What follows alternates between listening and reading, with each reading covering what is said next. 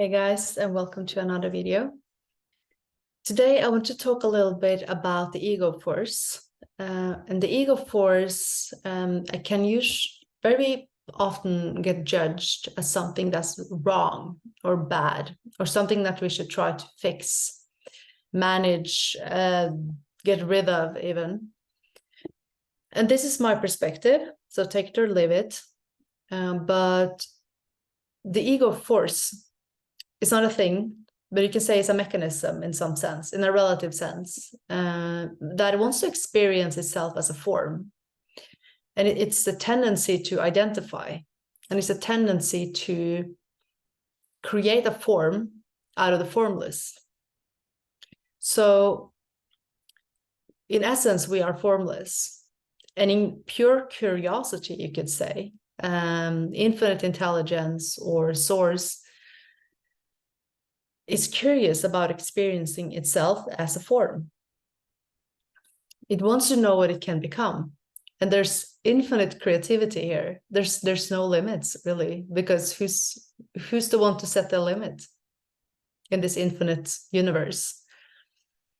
So it's curious about being a bus driver, being a chef,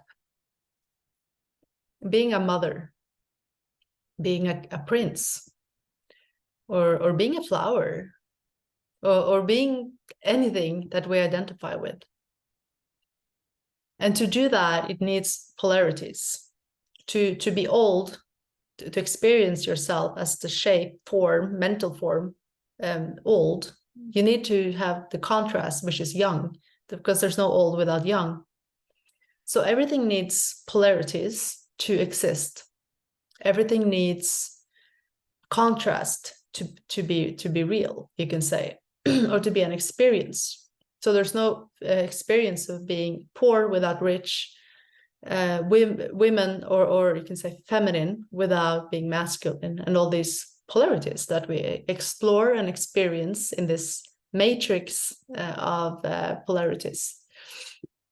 So the ego force is just something, or you can say it's a tendency to want to see itself as a separate form.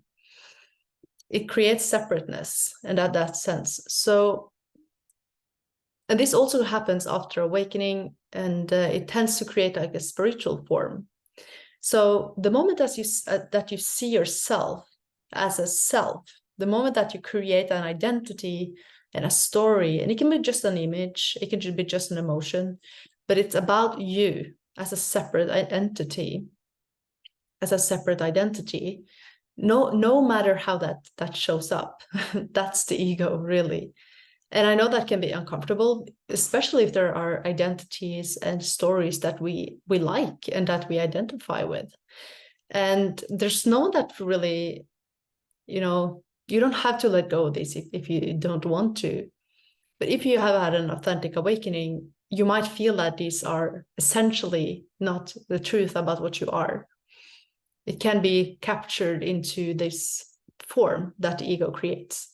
So as long as you observe a form and that you identify with, you believe you are that subject, but it's truly the object of your observation. So if I think about Julie, for example, and I make a story about who I am, it happens unconsciously, of course. I'm just enrolled in that automatically by the ego. And then suddenly, I think that's me, that's who I am. But it's something that I observe. Well, then if it's something that I observe, which is the self is always something that you observe, then it's always the object of your experience. It's never the subject. It just happens in the mind.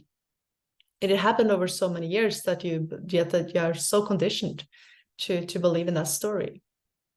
So truly, if you can see that the ego force as just a mechanism that tries to identify and tries to create a separate form from everything else, it can't exist without that. It can't exist without the separateness. So it's already secondary. It's already one step out. It's already the object of your experience and never the subject. So that's what I had for today. I hope it resonates, and I see you in the next video. Namaste and much love.